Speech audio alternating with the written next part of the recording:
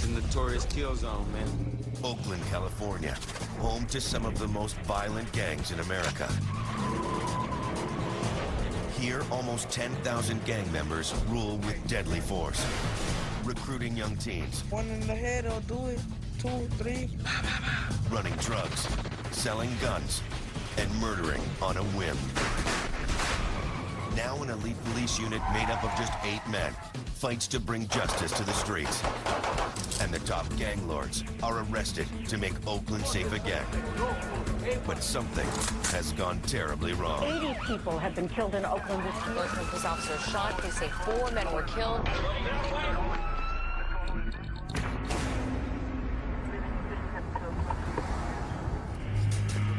Oakland, California. Ground zero in a new American war.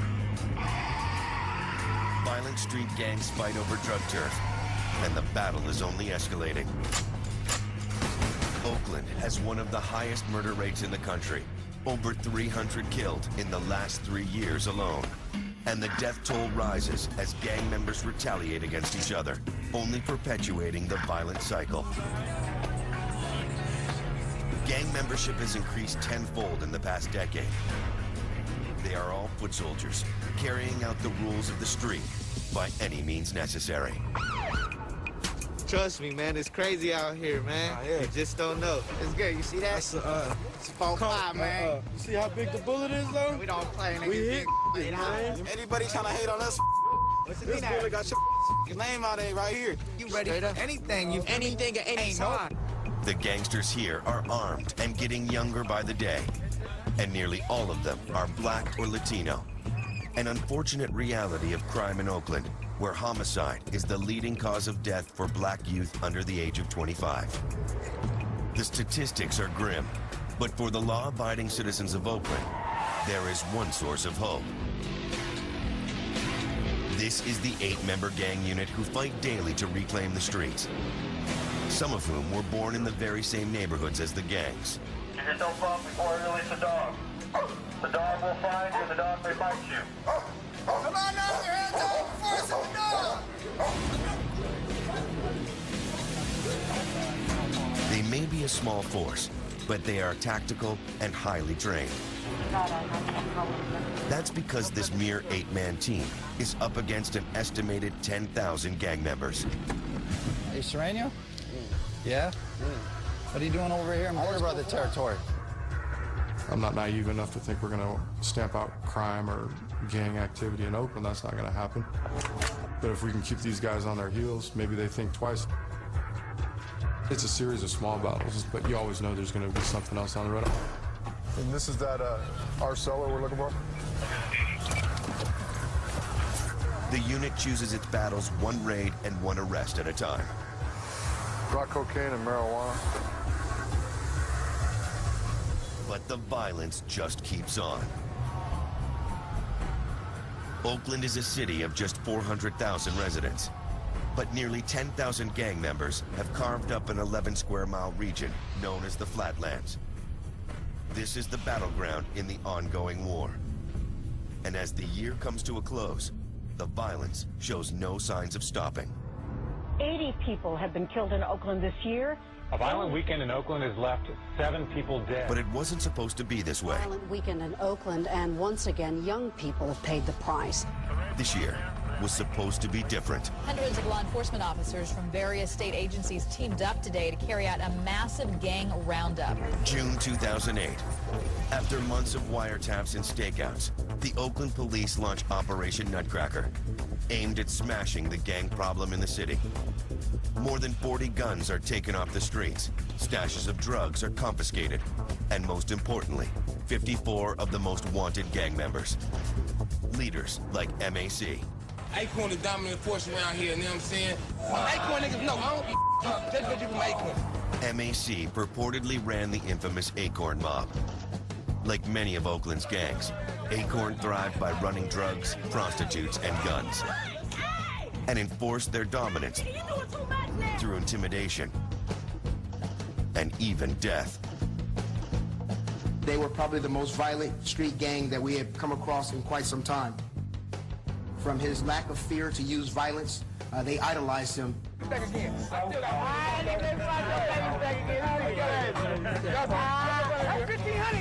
MAC is an alleged kingpin of Oakland's gangs. He was an enforcer, accused of unleashing violence when necessary. This was his life on the streets. And this is his life now. In jail, facing charges for conspiracy to commit murder. He wears the scars of a life lived on the street. The violent life of a gangster. For MAC, these scars are a badge of honor. I've been shot 20 times. Had a couple wounds up in here, pelvis. This. Bottom of my buttocks. I don't know how that one didn't paralyze me. This here, I got shot 5 times with a 40. Then I got shot 2 more times. But going behind bars at Santa Rita Jail is a homecoming of sorts for MAC. Just like on the streets, in here, it's a world of gangs. Of the 4,000 inmates at Santa Rita, more than half are classified gang members.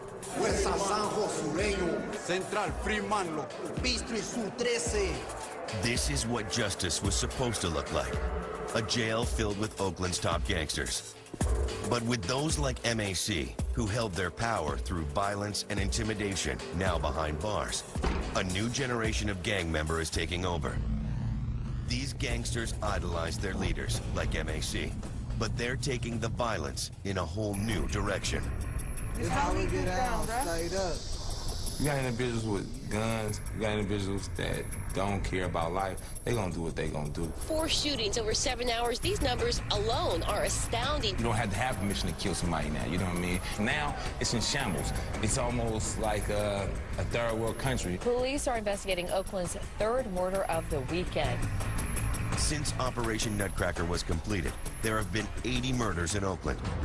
Most carried out by a younger crowd in a more violent type of gang justice, where one killing is answered by another. And the funerals continue. If you continue in your sins, all you got to look for is death. Lying in an open casket is Oakland murder number 112, known to his family as Ronnie Greer, son of Lanika Shelton.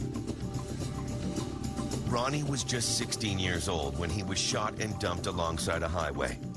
And though not officially in a gang, his circle of friends included the Squad Boys, considered by the police to be one of hundreds of smaller gangs in Oakland. Come out of that environment, and you won't get caught up. Whether Ronnie was a target or an accidental killing is unclear. In Oakland, it can be hard to tell the difference. There's always things going on in Oakland. It's scary. I mean, it's like you wake up today and you just never know if you're gonna be here tomorrow. With Ronnie dead, everyone expects retaliation. In Oakland, no killing is left unanswered. I don't agree with it, but I understand why you young men carry a gun, and I know some of y'all up in here got one right now. But the cold thing about it is, all y'all in here, and somebody here know who did it. I wouldn't even be surprised if the person who did it is among us.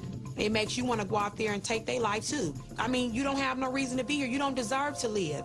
You ain't killed my family member or my loved one. And God just don't know how I feel in the inside. I just can't believe that they killed my baby. He deserved to be here with his family. I deserve to have a chance to see my son grow up. He didn't deserve to die. Right now, a new target is forming. May we all stand? In the shape of Ronnie Greer's killer. In Oakland, justice can come from the hands of revenge or from the police. It's just a matter of who gets there first. Up next, deep inside Oakland's game of drugs, money, and violence. And then a trip to the killing zone. Care what the cameras say, I don't give a about that. And later, 4 officers are gunned down on the deadly streets of Oakland. Suspect is a male black.